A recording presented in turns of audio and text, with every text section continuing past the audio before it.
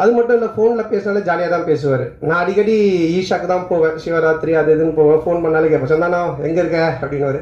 Sir ஈஷாவில் இருக்கேன் sir. வரும்போது எனக்கு வாங்கிட்டு வா அப்படின்னுவார். என்ன சார் ருத்ராட்சமா விபூதியானவன், அதெல்லாம் யாருக்கு வேணும், அமௌண்ட் என்ன வாங்கிட்டு வா அப்படின்னுவார். சார் ஃபோன் வந்தால் எடுத்து பேசுங்க.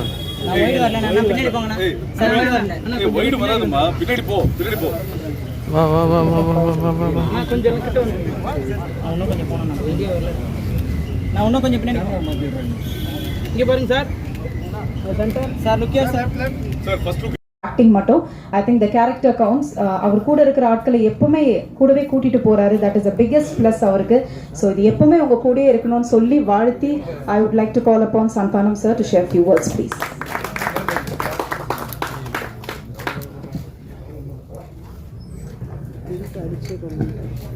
எல்லாருக்கும் வணக்கம். ரொம்ப சந்தோஷமாக இருக்குது அகைன் என்னுடைய படத்து மூலமாக எல்லோரும் சந்திக்கிறதுல. வாங்க நிக்கில் முருகன் சார். எல்லாரும் உங்களை பற்றி சொல்கிறாங்க, ஹீரோயின் வேறு சொன்னாங்க, இங்கே நான் தான் நீங்கள் தான் சொன்னீங்க. ஆனால் இன்றைக்கி இவரோட சிரிப்பு பார்க்க சந்தோஷமாக இருக்குது. நேற்று சிங்கத்தை சதிச்சிட்டிங்களப்பா. நேற்று ஃபுல்லாக பாட்டு பாடினிருந்தாரு. நான் என் வீட்டு கண்ணு குட்டி என்னோட இன்னைக்கு தான் விபூதியெல்லாம் வச்சுக்கிட்டு எல்லாரும் நல்லா இருக்குன்னு வந்திருக்காரு. சந்தோஷம். நேற்று ஃபுல்லா ஆமாம் வெட்டிங் டே 29வது கல்யாணம். அதுக்கெல்லாம் ஒரு தடவை கை தறிடுவோம். ஆனால் நேற்று எல்லாரும் சேர்ந்து செஞ்சிட்டீங்க. அவர் நேற்று அந்த பாட்டிலே தான் இருந்தார். அப்படிங்களா? யாரும் ஒருத்தவங்க என் வீட்டு கண்டுபிடின்னு பண்ணிட்டு இருந்தாரு. அதுக்கு முன்னாடி இந்த படையப்பா படத்தில் ஒரு டைலாக் வரும், மாப்பிள்ளை அவர் தான் ஆனால் அவர் போட்டிருக்க வேட்டி சட்டை எந்த அப்படின்வாங்க. அந்த மாதிரி இங்கே நான் தான் கிங்கு, படத்துடைய ஹீரோ நான் தான், ஆனால் டைட்டில் அவருக்கு தான் கரெக்டாக இருக்கும். ஏன்னா மதுரை அன்பின் இங்கே நான் தான் கிங்குன்றது தான் கரெக்டாக இருக்கும். ஏன்னா அவ்வளோ பவர்ஃபுல்லான ஒரு ப்ரொடக்ஷன் கம்பெனி அவங்க, கோபுரம் ஃபிலிம்ஸ். தமிழ்நாட்டுடைய சின்னம் கோபுரம். அன்பு சார் அல்லல்ல குறையாத அக்ஷய பாத்திரம். திறமை இருந்தால் எவ்வளோ நாளும் அள்ளிக்கலாம். ஸோ அப்படிப்பட்ட ஒரு மனிதர் அவர். அவருக்கு இருக்க கெப்பாசிட்டிக்கு அண்டர்டேக்கரையே கூப்பிட்டு வந்து அண்டர்வேர் போட்டு ஒரு கமர்ஷியல் படம்லாம் எடுக்கலாம். அவ்வளோ பவர் இருக்குது, கெப்பாசிட்டி இருக்குது. அவர் கூப்பிட்டா வருவாங்க. ஏன்னா நான் அவருடைய ப்ரொடக்ஷன் கம்பெனி, அவருடைய கம்பெனி கோபுரம் ஃபிலிம்ஸில் பார்த்துருக்கேன். அங்கே வந்து வராத ஹீரோவே இல்லை, உட்காராத ப்ரொடியூசர் இல்லை, உட்காராத டைரக்டர்ஸ் இல்லை. தமிழ் சினிமா எல்லாருமே அங்கே போய் அதை டச் பண்ணிட்டு தான் வருவாங்க. கோபுர தரிசனம் கோடி புண்ணியன்ற மாதிரி. ஸோ அங்கே அந்த கம்பெனிலேருந்து என்னை வச்சு படம் பண்ணதுக்கு முதல்ல அவருக்கு என்னுடைய மனமார்ந்த நன்றி நான் தெரிவிச்சுக்கிறேன். ஆக்சுவலாக நான் வந்து காசு கேட்டு தான் போனேன் அவர்கிட்ட. அன்பு சார்கிட்ட, சார் எனக்கு கொஞ்சம் காசு வேணும் அப்படின்னு சொல்லி கேட்டு போனேன். சபாபதிக்கு அப்புறம் நாங்கள் பழக ஆரம்பித்தோம். சபாபதிக்கு முன்னாடி டிஸ்கோத் படத்துலேருந்து எங்களோட பழக்கம். ஆனால் அதிகமாக பேச மாட்டோம். அதுக்கப்புறமா சபாபதி ஃபினான்ஸ் பண்ணார். அப்புறமா ரொம்ப க்ளோஸ் ஆனோம், ஃபோனில் ஜாலியாக பேசிகிட்டு இருப்போம். அதுக்கப்புறமா நான் காசு கேட்டு போனேன். எனக்கு ரொம்ப பிடிச்சிருச்சு அவருக்கு. இன்னும் சந்தானம் என்ன விஷயம்னு கேட்டார். இல்லை சார் இடம் வாங்க போகிறேன், வீடு கட்ட அப்படின்னு. அப்போ சொன்னார், எப்போவுமே வந்து கடை வாங்கி மட்டும் வீடு வாங்குறதோ இடம் வாங்குறதோ வாங்காதீங்க. அது மாதிரி நிறைய பேர் லோன் பண்ணுறாங்க. அதனால் இந்த காசு நீங்கள் அட்வான்ஸாக வச்சுக்கோங்க, இன்னும் இடம் வாங்க என்ன வேணுமோ சொல்லுங்கள், நான் ஹெல்ப் பண்ணுறேன், நம்ம படமாக பண்ணுவோம் அப்படின்னு என் மேலே ஒரு நல்ல அபிப்பிராயத்தில் தான் இந்த விஷயத்த பண்ணார். ஏன்னா அவர் ரொம்ப சீரியஸாக, ரொம்ப டஃப்பாக, ரொம்ப வேறு மாதிரிலாம் வெளியே பேசுவாங்க, இல்லை பார்ப்பாங்க. பட் நெருங்கி பழகிட்டா எவ்வளோ ஜாலியான ஆள், எவ்வளோ அன்பானவர்ன்றதை நான் சொல்லி ஆகணுன்றதுக்காக இதை சொல்கிறேன். ஆன்மீகத்தில் போய் நம்பி சார் அமௌண்ட் வாங்கிட்டாரு. ஸோ இந்த மாதிரி ஏதாச்சும் ஒன்று கிண்டலாக பேசிகிட்டே தான் இருப்போம் ஃபோன் பண்ணால். அப்போ ஒரு இது மாதிரி கதை கேட்க ஆரம்பித்தார். நான் கேட்பேன், சார் என்ன சார் நீ கதை கேட்டிங்களா, எப்படி இருந்துச்சுன்னு. அது ஏன் கேட்குற சந்தானம், ஃபர்ஸ்ட் ஆஃப் கேட்டுகிட்டே இருந்தேன், ஒருத்தன் ஃபோன் பண்ணான், வட்டி தரவே இல்லை, அவ்வளோதான். அதுக்கப்புறம் கதை கேட்டால் சிரிப்பே வர மாட்டுது, வெறுப்பாக இருக்குது. சரி சார், இப்படியே எல்லாரும் ஃபோன் பண்ணி கதை கேட்கும் போதெல்லாம் வட்டி பிரச்சனை வருது, அதுக்கு மேலே அவருக்கு சிரிப்பு வர மாட்டுது. அவன் கொடுக்க மாட்டான் சந்தானம், எனக்கு ரொம்ப டென்ஷன் ஆகி போச்சு. இப்போ இவன் காமெடி சொல்லிட்டு எப்படி நான் சிரிக்கிறது அப்படின்னாரு. அப்புறம் அப்படி இப்படின்னு சொல்லிட்டு ஒரு கதையை கேட்டு அந்த கதையை பண்ணலாம் அப்படின்னாரு. நானும் கேட்டேன், ரொம்ப நல்லா இருந்துச்சு சார், சூப்பர் சார், பண்ணலாம் சார் அப்படின்னு சொன்னேன். அதுக்கப்புறம் அவர் எப்பவுமே டென்ஷனாக தான் இருப்பார். எனக்கு தெரிஞ்சு இங்கே தான் இவ்வளோ நேரம் உட்காந்துருக்காரு. அவர் இது வரைக்கும் உட்காந்து ஒரு இடத்துல இவ்வளோ இதுவாக நான் பார்த்ததே கிடையாது. ஏன்னா எங்கே இருந்தோனாலும் ஃபோன் வரும். பெரிய படங்கள்லேருந்து சின்ன படங்கள்லேருந்து எல்லா இடத்துல இருந்தும் காசுக்கு கொடுக்கறது வாங்குறது அது இதுன்னு போயிட்டே இருக்கும். ரொம்ப டென்ஷனாக தான் இருப்பார். ஏன்னா இந்த ஃபினான்ஸ், இந்த வட்டி தொழில் அப்படின்றதே ஒரு பயங்கரமான ஒரு டென்ஷனான வேலை. ஆனால் ஒரு நாள் மட்டும் ரொம்ப ஜாலியாக இருந்தார், ரொம்ப சிரிச்சிட்டு சந்தோஷமாக இருந்தார். அப்போ நான் அவர்கிட்ட கேட்டேன், என்ன சார் எப்பவுமே டென்ஷனாகவே இருப்பீங்க, நீங்கள் ரொம்ப சந்தோஷமாக இருக்கிறீங்களே, மொத்த வட்டியும் வந்துருச்சா என்னன்னு கேட்டேன். இல்லை அப்படின்னாரு. என்ன சார் சந்தோஷம்னா, இது மாதிரி எனக்கு பேரன் பிறந்திருக்கான், என் பொண்ணுக்கு பையன் பிறந்திருக்கான் அப்படின்னாரு. பயங்கர ஹாப்பியாக இருந்தார். அப்போ எனக்கு ரொம்ப நாளாக ஒரு சந்தேகம் இருந்துச்சு. இது யார்கிட்ட கேட்கணும்னு நினச்சிட்டு இருந்தேன். சரி இவர்கிட்ட கேட்போன்னு கேட்டேன். சார் பொதுவாக கல்யாணம் ஆகி நமக்கு ஒரு பையனோ பொண்ணோ பிறந்தா அதை விட சந்தோஷம் அவங்களுக்கு ஒரு பையனோ பொண்ணோ ஒரு பேரனோ பேத்தியோ பிறந்தா நம்ம சந்தோஷப்படுறோம், அது ஏன் சார்னு கேட்டேன். அப்போ ஒரு ஆன்சர் ஒன்று சொன்னார். சந்தானம், எப்பவுமே அசலை விட வட்டியில தான் கிக் அதிகம் அப்படின்னு.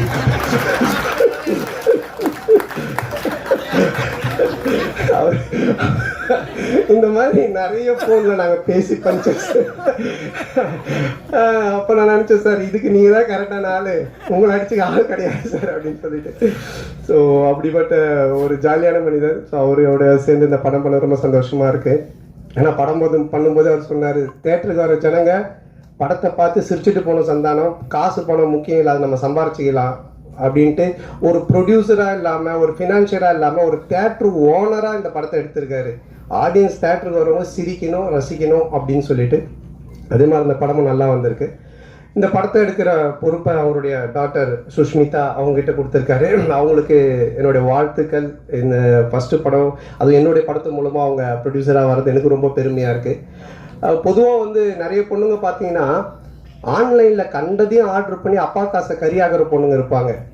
ஆனால் சில பொண்ணுங்க அப்பா கொடுக்குற காசை சேர்த்து வச்சு பிரயோஜனமாக ஒன்று பண்ணுவாங்க. அதில் செகண்ட் கேட்டகரி தான் நம்ம ப்ரொடியூசர் சுஷ்மிதா. ரொம்ப பொறுப்பாக எங்கே செலவு பண்ணணும், எப்படி பண்ணணும், இதை எப்படி ப்ரொமோட் பண்ணணும், இந்த படத்தை எடுத்துகிட்டு போய் எப்படி சேர்க்கணும் அப்படின்றத ரொம்ப கவனமாக ரொம்ப டெடிகேஷனாக பண்ணுறாங்க. ஸோ அவங்க ஒரு மிகப்பெரிய ப்ரொடியூசர் லிஸ்ட்டில் கண்டிப்பாக நிற்பாங்க. ஸோ அவங்களுக்கு என்னுடைய நன்றி. அண்ட் தென் இந்த படத்தினுடைய மியூசிக் டைரக்டர் இமான் சார், அவர் என்ன மாதிரி தான் ஒரு ஆன்மீகவாதின்றதை விட ஒரு கடவுள் பக்தி உடையவர். எல்லாமே ஆண்டவர் தான் சொல்லிட்டு இருப்பாரு. எப்படி ஒரு சாப்பாட்டுக்கு சால்ட்டு முக்கியமோ அது மாதிரி ஒரு படத்துக்கு சாங் ரொம்ப முக்கியம். அந்த சாங் ஹிட்டுனாலே அது ஒரு 60% ஹிட்டான ஃபிலிம் அப்படின்ற ஒரு லிஸ்ட்டில் போய் ஏறிடும். அதுலேயும் அந்த ஆல்பமே ஹிட்டுனா ஒரு 80% அந்த படம் ஹிட்டு அப்படின்ற மாதிரி தான். ஸோ அது மாதிரி இமான் சார் ரொம்ப அற்புதமான சாங்ஸ் போட்டு கொடுத்துருக்காரு. நான் மெலோடி ஒன்று இருக்குது அப்படின்னு சொன்னார் அன்பு சார் என்கிட்ட. அப்போ நான் கேட்டேன், சார் அதை நான் எப்படி சார் பண்ணுறது, அதெல்லாம் எனக்கு வரவே வராது சார், ஏதோ ஆர்டர் அதுன்னா கூட பரவாயில்ல சார்னு. அப்புறம் இல்லை நீங்கள் நல்லா வரும்னு இமான் சாரும் சொன்னாங்க. இது வரைக்கும் நான் ஹீரோவாக பண்ண படங்கள்லேருந்து வேற ஒரு டைமென்ஷனில் எனக்கு கொண்டுட்டு போன பெருமை இமான் சாருக்கு தான் சேரும். ஸோ அவர் கொடுத்த அந்த ஒரு மியூசிக்கோடைய ஒரு ஸ்ட்ரென்த்து தான் இதை என்னை ஒரு மாதிரி பண்ண வச்சுது. அதை ரொம்ப பியூட்டிஃபுல்லாக கல்யாண் மாஸ்டர் எடுத்தாங்க. மற்ற 2 சாங்கும் பாபா பாஸ்கர் சார் எடுத்தாங்க. ஸோ அவங்களுக்கு இந்த நேரத்தினுடைய நன்றியை தெரிவிச்சுக்கிறேன். அதுக்கப்புறம் இந்த படத்தினுடைய ரைட்டர், நம்ம காஸ்டியூம் பார்த்தாலே உங்களுக்கு தெரியும், இது கச்சேரி கிடைக்காத கசல் சிங்கர் மாதிரி. அதாவது அவர் ரைட்டர் தெரியணுன்றதுக்காக இதை எடுத்து தச்சு போட்டுட்டு அவர் பேசிட்டே இருக்கும்போது அன்பு சார் சொன்னார், ரொம்ப லென்த்தாக போகுது, ஜிப்பா பிடிச்சி இரியன் சந்தானம் அப்படின்னாரு. இல்லை சார் முடிச்சுட்டு, இல்லை இவர் பேசுகிற காமெடி மாதிரி படம் இருக்குன்னு நினச்சிட போகிறாங்கன்னாரு. இல்லை ஆடியன்ஸ் தெரியாமல் இருப்பாங்க. ஸோ அவர் எப்படி இந்த அவெஞ்சர்ஸ் படத்தில் தார் சுத்தியோடவே சுற்றுவார், அது மாதிரி ஒரு பெட்டியோடய தான் சுற்றுவார். ஆனால் நீங்கள் அந்த பெட்டி மிஸ்ஸிங் எங்கே சார், இங்கே வண்டியில் இருக்கா, ஓகே. அதுலேருந்து தான் அந்த ஸ்கிரிப்ட் பஞ்சஸ் எல்லாத்தையும் எடுப்பார். நல்ல ரைட்டர். என்னென்னா அவர் பார்க்காத தமிழ் சினிமாக்களே கிடையாது, அவ்வளோ படங்களை பார்த்துருக்காரு. ரொம்ப நல்ல ஒரு கதையை, அற்புதமான கதையை இதில் கொடுத்துருக்காரு. அதுக்கு director Anand, India Pakistan director. அநேகமாக அடுத்தது உக்ரைன் ரஷ்யான்னு எடுப்பாருன்னு நினைக்கிறேன். அதுக்குள்ளே நாங்கள் ஒரு ஃபேமிலி சப்ஜெக்ட் ஒன்று பண்ணுங்க சொல்லி கூப்பிட்டு வந்திருக்கோம். ரொம்ப நல்லா டைரக்ட் பண்ணியிருக்காரு. இந்தியா பாகிஸ்தானில் ஒரு ஃபேமிலி, ஒரு எமோஷன்ஸ், அதில் காமெடி இருக்கும். அதே மாதிரி இதுலேயும் எனக்கு ஒரு எமோஷனும் வச்சுருக்காரு, ஒரு ஃபேமிலி ட்ராமாவும் அழகாக செட் பண்ணியிருக்காரு. அப்புறம் டிஓபியோட பிரதர் ஓம், அண்ணனும் தம்பியும் சேர்ந்து அவ்வளோ அற்புதமாக சினிமா ஃபோட்டோகிராஃபி பண்ணியிருக்காங்க. ஸோ அவருக்கு என்னுடைய வாழ்த்துக்கள்.